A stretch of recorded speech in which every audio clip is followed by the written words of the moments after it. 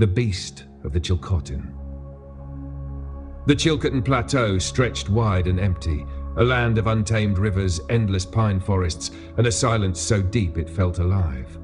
Jake Monroe had spent his life in these woods. A seasoned hunting guide, he knew every ridge, every game trail, and every trick to surviving in the wild. But nothing in his decades of experience had prepared him for what he encountered that night.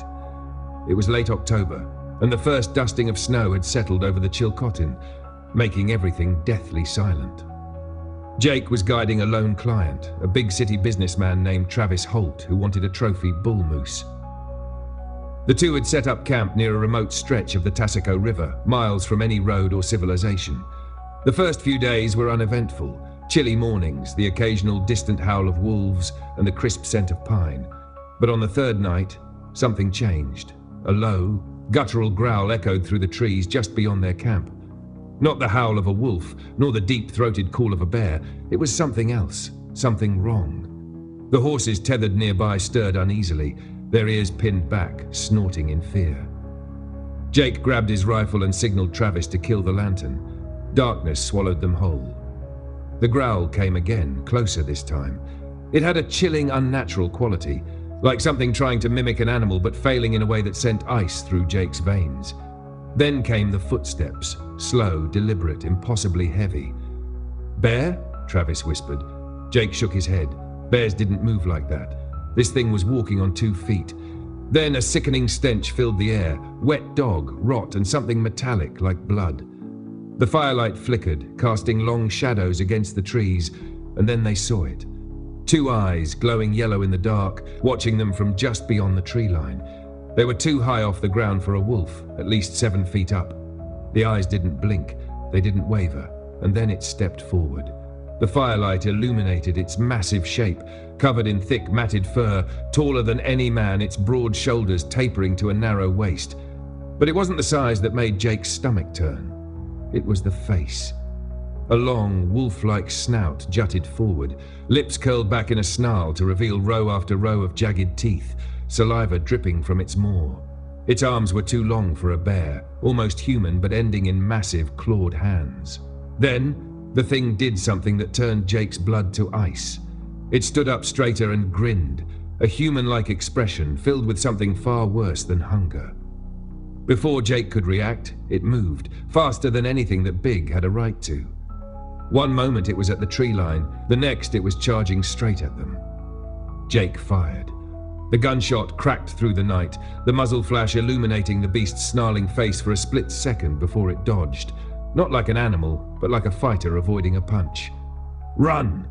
Jake roared, shoving Travis toward the trees. But it was already too late.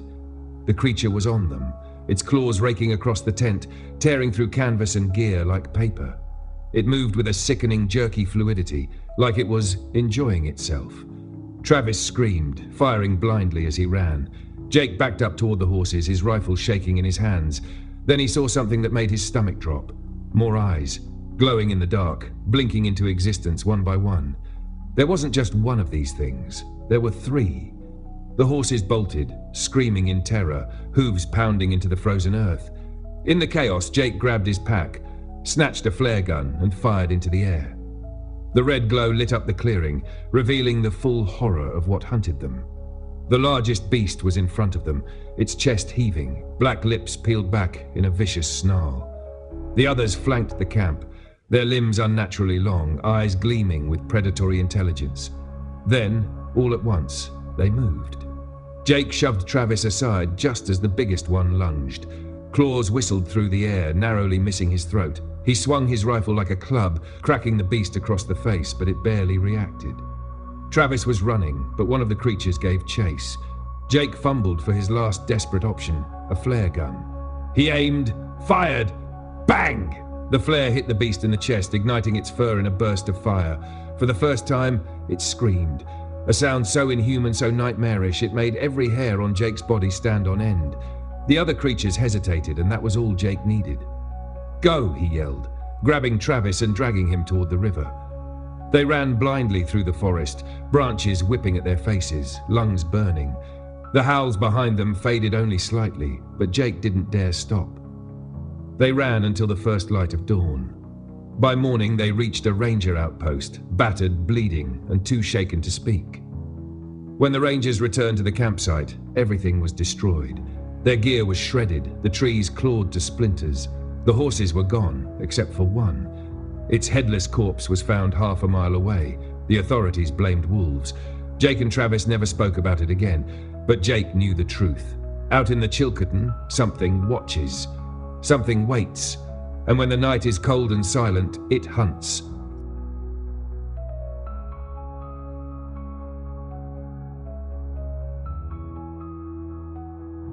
The Beast of Fort St. James. Fort St. James, nestled along the shores of Stuart Lake in the heart of British Columbia, is a place steeped in history and surrounded by the rugged beauty of the Canadian wilderness. Known for its deep forests it's a land that has seen generations of fur traders, loggers, and indigenous communities. But for those who live in its shadow, it's also a place of stories, of things lurking in the trees, watching from the shadows. For Caleb Mitchell, a logger and lifelong outdoorsman, these stories were nothing more than local folklore, tales meant to entertain or keep kids from wandering too far into the woods. That was until one fateful night in the fall of 2014, when Caleb encountered something he could neither explain nor forget. The Lonely Road. It was late October and the days were growing shorter. Caleb had spent the afternoon helping a small crew clear timber near the north end of Stuart Lake, a remote area about an hour's drive from Fort St. James. By the time they wrapped up, the sun had dipped below the horizon and the chill of evening had settled over the forest. Caleb, who had driven his own truck to the site, was the last to leave. The others had already gone ahead, eager to make it back to town before the roads iced over. He didn't mind being alone. He'd always found comfort in the quiet of the wilderness. But as he started his truck and began the drive back along the winding dirt road, he couldn't shake a strange feeling that had lingered all day. The forest had been unusually quiet, the kind of silence that feels deliberate, as if nature itself were holding its breath. As the truck's headlights cut through the darkness, Caleb kept one hand on the wheel and the other on his thermos of coffee. The road was rough, lined with dense pine and spruce that seemed to close in around him the farther he went. The radio crackled with static, the signal fading in and out as he climbed a gradual incline. Then, out of nowhere, he saw it, a large shadowy figure standing in the middle of the road. The first sight. Caleb slammed on the brakes, the truck skidding slightly on the loose gravel. The figure didn't move, illuminated in the harsh glare of the headlights. At first, Caleb thought it was a bear. Its size and bulk suggested as much, but something about its posture was wrong. It wasn't on all fours, nor was it fully upright. It was hunched, its long arms dangling almost to the ground, its head cocked at an unnatural angle. As Caleb stared, his heart pounding, the figure slowly turned toward the truck. The light revealed more detail, a body covered in dark, matted fur, muscles rippling beneath its thick coat. Its head was unmistakably canine, with a long snout and sharp ears that twitched at every sound. But its eyes were the most unsettling, large, glowing amber orbs that seemed to pierce straight through Caleb. The creature stood fully upright now, its height dwarfing the hood of the truck. It bared its teeth, revealing rows of jagged fangs, and let out a low, rumbling growl that Caleb could feel in his chest. Caleb's hand instinctively went to the rifle mounted on the rack behind his seat, but he didn't move. His instincts told him that shooting this thing would only make it angry. The chase. After what felt like an eternity, the creature took a step toward the truck, its claws clicking on the gravel. That was enough for Caleb. He threw the truck into reverse, the tires spinning as he backed up the incline. The creature didn't charge, but began to follow, its movements eerily fluid and deliberate. It dropped to all fours, moving with the speed and grace of a predator, its glowing eyes never leaving the truck. Caleb's mind raced. He had driven these roads countless times and knew they were too narrow and winding for him to turn around without getting stuck. His only choice was to keep reversing, hoping the creature would lose interest. But it didn't. It stayed just at the edge of the headlights, its massive form darting in and out of the shadows like it was toying with him. Then it let out a howl, a deep, guttural sound that echoed through the forest. It wasn't like the howl of a wolf or a coyote. It was something far more primal, almost human. The sound sent shivers down Caleb's spine, and he felt a cold sweat break out across his forehead. Suddenly, the creature veered off into the trees, disappearing into the darkness. Caleb kept reversing for another minute before stopping to catch his breath. His hands were shaking, his knuckles white as he gripped the steering wheel. He stared into the dark forest, waiting, but the creature didn't reappear. The second encounter. Caleb thought he was in the clear. He put the truck back in drive and started down the road again, his eyes flicking constantly between the rearview mirror and the road ahead. He was about 5 kilometers from the main highway when he saw movement up ahead. It was the creature. This time it wasn't alone. 2 more figures emerged from the trees, both smaller but no less terrifying. They flanked the road, their glowing eyes fixed on the truck. The first creature, the largest, stepped into the middle of the road again, its posture aggressive. Caleb slammed on the brakes, his mind screaming for a way out. He reached for his rifle, pulling it free and resting it on the open window. He didn't want to fire, didn't want to provoke them, but he had no choice. He aimed into the air and pulled the trigger. The gunshot echoed through the forest, deafening in the still night.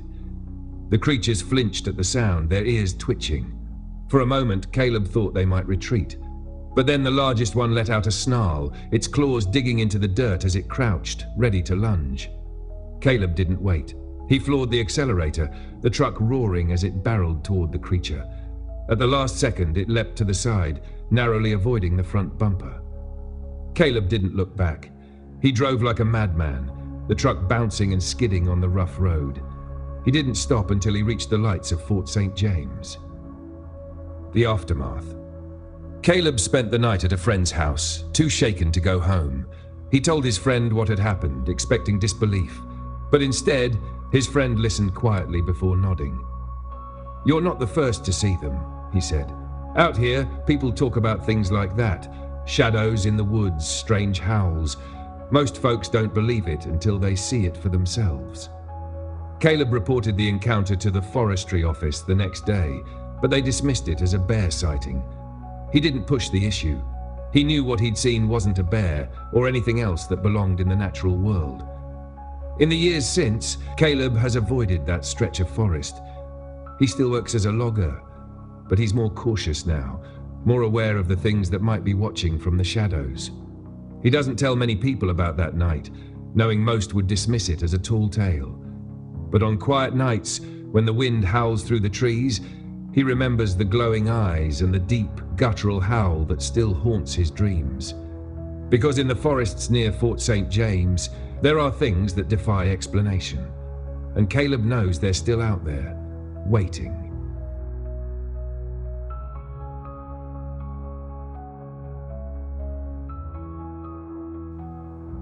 The shadow at Toad River. Northern British Columbia's wilderness is as breathtaking as it is isolating, a vast, untamed expanse where nature rules supreme.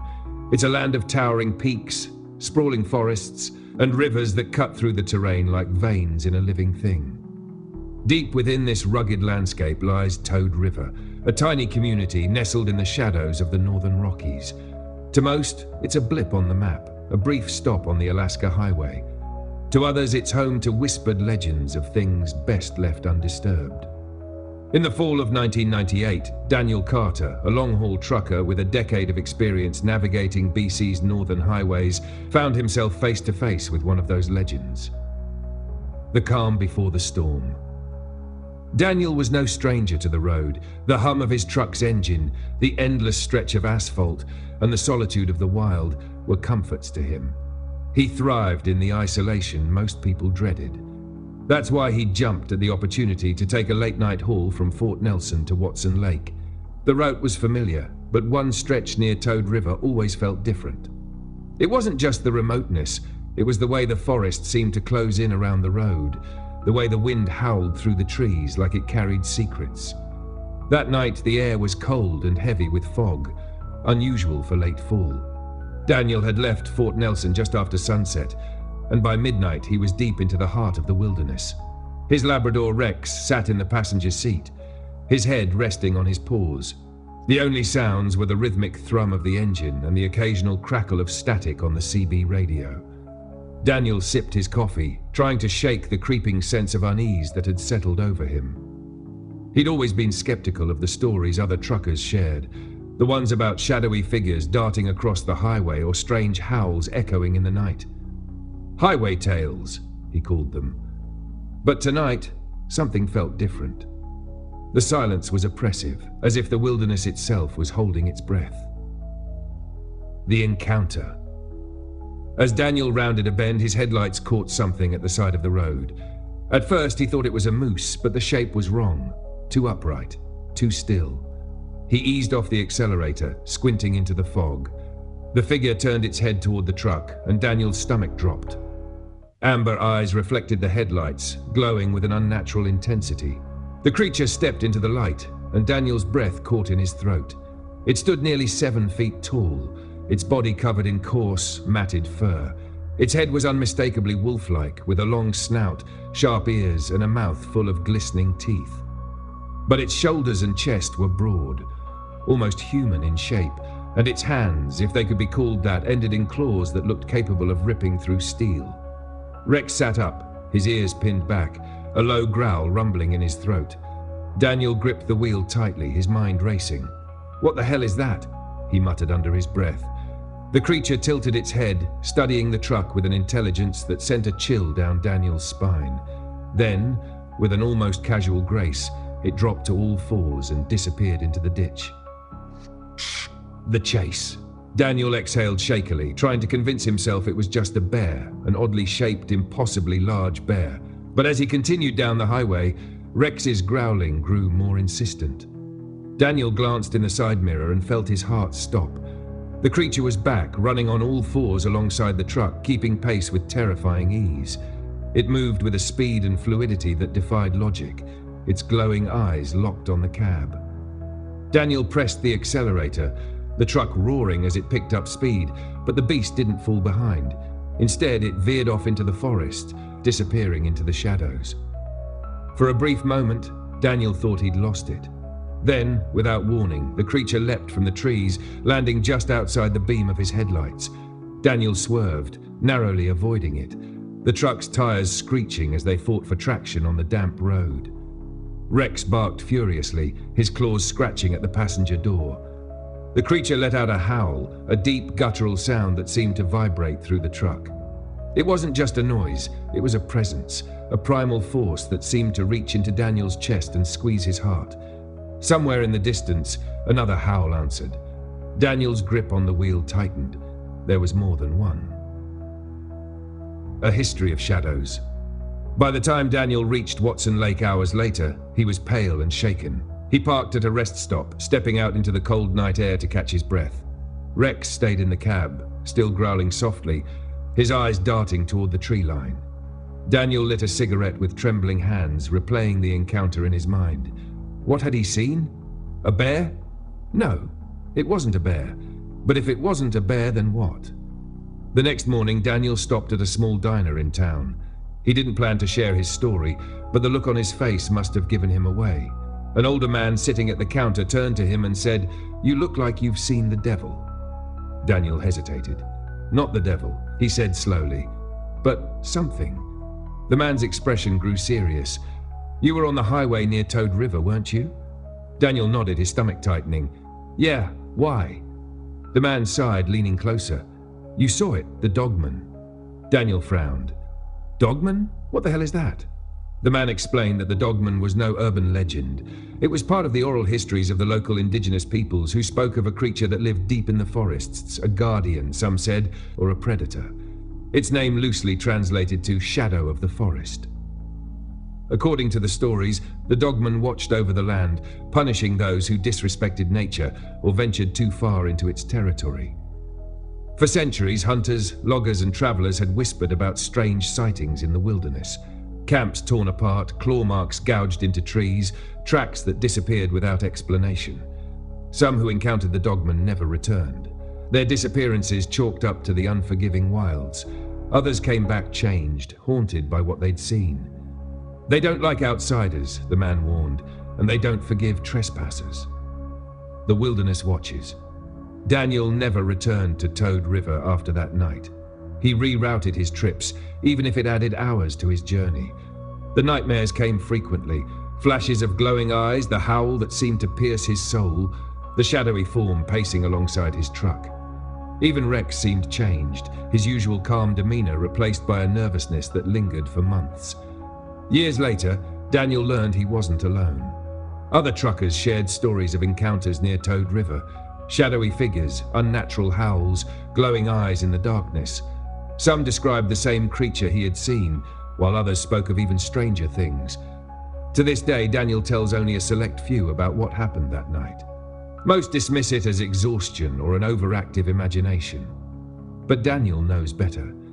He knows there are things in the wilderness that defy explanation, things that watch from the shadows and remind us that we are not alone. And on quiet nights, when the wind howls through the trees, Daniel swears he can still hear it, the haunting call of the Dogman echoing in the distance.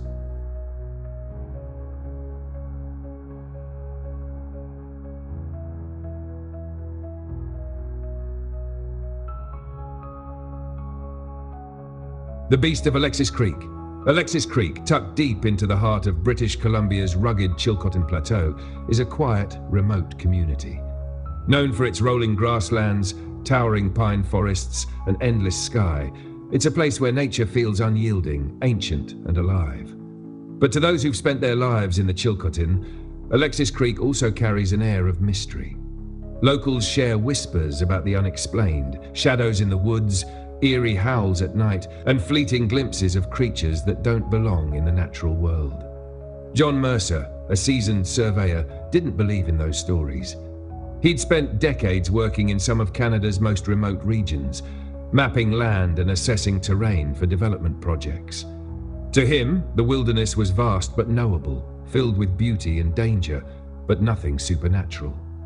That belief was shattered one spring evening in 2007 during a routine job near Alexis Creek. A quiet start. John had been hired to survey a stretch of dense forest just outside Alexis Creek. The job required him to camp alone for 3 nights while mapping the area for a proposed logging operation. He'd done it dozens of times before and considered it just another assignment.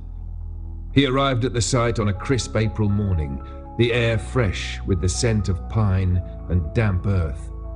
Setting up camp in a small clearing near a creek, he felt the familiar peace of solitude. His truck was parked nearby, stocked with enough supplies to last the trip. Alongside his surveying equipment and GPS, he carried a reliable hunting rifle, a necessity in bear country. The first day was uneventful. John spent the daylight hours marking points, taking notes, and navigating the rugged terrain. The forest was alive with the sounds of spring, birds chirping, squirrels chattering, and the occasional rustle of larger animals moving through the underbrush. By evening, he returned to his camp, cooked a simple meal over a portable stove, and settled into his tent as the sun dipped below the horizon. The Chilcotin night was eerily quiet. The usual nocturnal sounds, owls, coyotes, the soft hum of insects, seemed muted, almost absent. Lying in his sleeping bag, John dismissed the unease creeping over him. He was miles from civilization, surrounded by wilderness. The silence was natural, or so he told himself. Unnerving signs. The following morning, John set out early, eager to finish the day's work. He followed a game trail deeper into the forest, his GPS leading him toward the farthest points on his map. Around midday, he stumbled upon a peculiar scene, a patch of earth that had been disturbed, as though something large had been digging there. The surrounding area was littered with broken branches, as if a struggle had taken place. John crouched to examine the tracks. They were massive, clawed, and deeply imprinted in the soft ground. At first, he thought they belonged to a bear, but the shape was wrong. The tracks were longer, more like a wolf's paw, but far larger than any wolf he'd ever heard of. His chest tightened as he realized the tracks weren't just on all fours. They alternated between 2-legged and 4-legged strides. He took photos of the prints, trying to shake the growing unease gnawing at him. The wilderness was filled with mysteries, he reminded himself. Tracks didn't have to mean danger. Still, he couldn't shake the feeling that something was watching him. the first encounter. By the time John returned to camp that evening, the unease had settled into his bones. As he cooked dinner, the wind picked up, rustling the trees in a way that sounded almost like whispers. Dismissing it as his imagination, he forced himself to eat, but the peace of the first night was gone. That's when he heard it, a howl that echoed through the forest, low and guttural. It wasn't the high-pitched call of a coyote or the deep bellow of a wolf. This sound was something else, something unnatural. It seemed to vibrate in his chest, reverberating through the trees and filling the clearing with an oppressive energy. John grabbed his rifle, stepping closer to the fire for light. The forest fell silent, the kind of silence that feels alive, waiting. Then at the edge of the clearing, he saw them, two glowing eyes reflecting the firelight, high off the ground. They blinked once, then twice, before disappearing into the darkness. Rifle in hand, John scanned the tree line, his heart pounding. Just an animal, he muttered, trying to convince himself. But deep down, he knew better. He stayed awake for hours, the fire burning brightly as his only defense against the shadows. The beast emerges. The next day, John resolved to finish his work and leave Alexis Creek as soon as possible. He moved quickly, his rifle slung over his shoulder and his ears tuned to every sound. By late afternoon, he was on the last point of his survey when he heard it again, the same low, guttural howl. This time, it was closer. He froze, scanning the forest. The hairs on the back of his neck stood on end as the underbrush rustled. Then it stepped into view. The creature was massive, standing at least 8 feet tall. Its body was covered in dark, matted fur, and its head was distinctly canine, with a long snout, sharp ears, and a mouth full of glistening teeth. Its eyes burned with an amber light, filled with an intelligence that was both mesmerizing and terrifying. Its shoulders and chest were broad, almost humanoid, and its hands, if they could be called that, were tipped with claws as long as knives. John froze, his rifle raised but shaking in his grip. The creature growled, a sound so deep it felt like the ground itself was trembling. Then, slowly, it began to circle him, moving with a predator's grace. John turned with it, keeping it in his sights, but he knew he couldn't match its speed or power. In a moment of desperation, he fired a shot into the air. The creature flinched, its ears twitching at the sound, but it didn't retreat. Instead, it let out a deafening howl and lunged forward, stopping just short of John, as if testing him. John's instincts kicked in. He fired another shot, this time into the ground at the creature's feet. It snarled, stepping back, its amber eyes locked on him. Then, after what felt like an eternity, it turned and disappeared into the forest, moving with a speed that defied its massive size. The aftermath. John didn't waste any time. He abandoned the last survey point and returned to camp, packing his gear in record time. The drive back to Alexis Creek was a blur, his mind racing with the encounter. When he reached the safety of town, he reported the strange tracks to the local forestry office, but kept the rest of the story to himself. He knew how it would sound. Crazy. In the years since, John has only shared his experience with a handful of people, most of whom dismissed it as the imaginings of an overtired surveyor. But those familiar with Alexis Creek and the Chilcotin wilderness often nod knowingly, sharing their own stories of strange howls, massive tracks, and fleeting glimpses of shadowy figures in the trees. John has never returned to Alexis Creek. To this day, he avoids remote jobs whenever possible, sticking to areas where the wilderness feels less alive. But on quiet nights, when the wind howls through the trees, he can still hear it, that deep, guttural call of the beast that stalks the forests of the Chilcotin Plateau.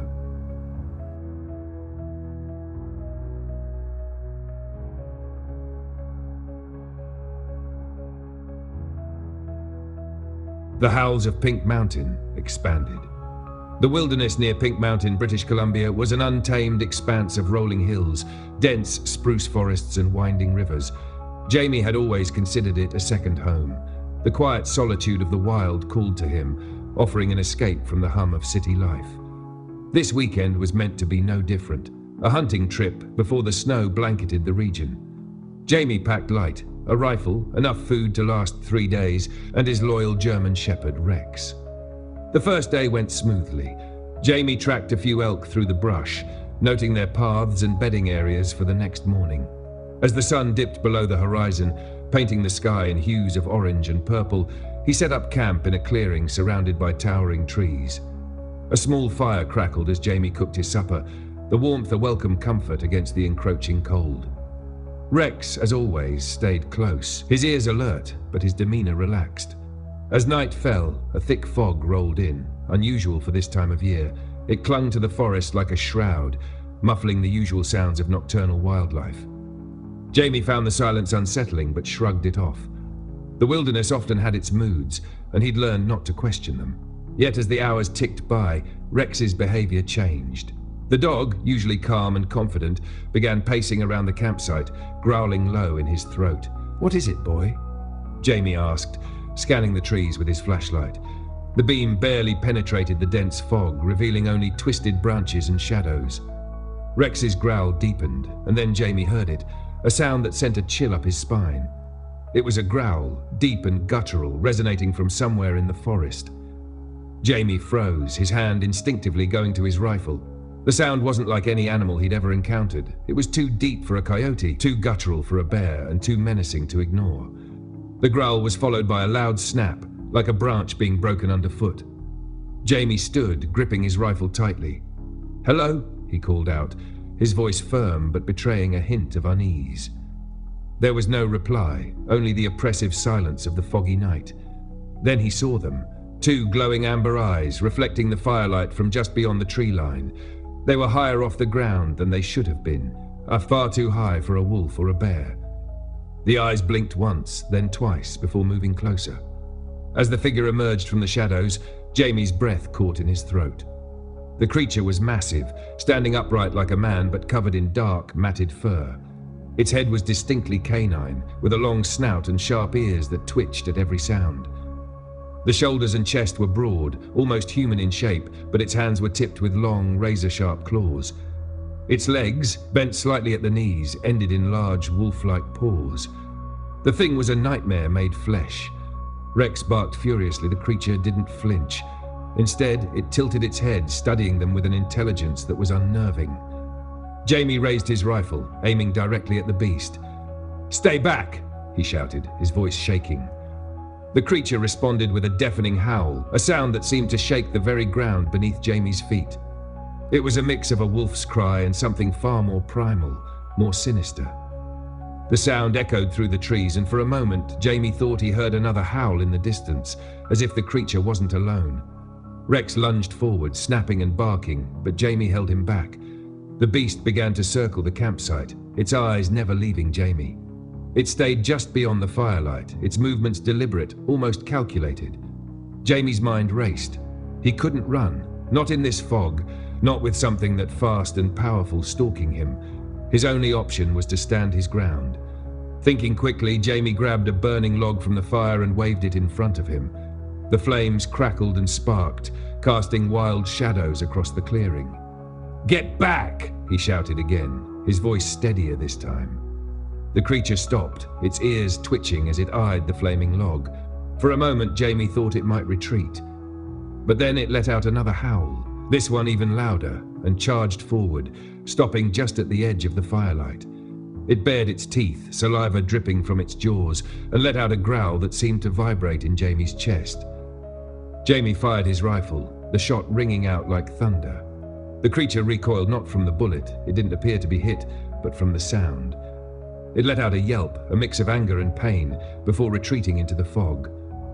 Jamie stood frozen, his rifle still raised, his heart pounding in his chest. Rex barked furiously, straining against his leash as if to chase the beast, but Jamie held him back. For hours, Jamie stayed by the fire, his rifle at the ready. He could hear movement in the forest, the occasional growl or snap of a branch, but the creature didn't return. When dawn finally broke, painting the fog in pale shades of gold, Jamie wasted no time packing up his camp. The sense of being watched never left him, even as he hiked back to his truck, Rex staying unnaturally close the entire way. Jamie never returned to Pink Mountain. The experience haunted him, and though he shared his story with a few close friends, he knew most people wouldn't believe him. But he didn't care. He knew what he'd seen, what he'd felt, a predator unlike any other, something ancient and unknown that still roamed the wilds of British Columbia. And somewhere in the back of his mind, he couldn't shake the feeling that the creature had let him go, not out of fear, but as if it had been testing him, toying with him. The thought kept him awake on more nights than he cared to admit, because in the end, Jamie knew the wilderness had its secrets, and some secrets were better left undisturbed.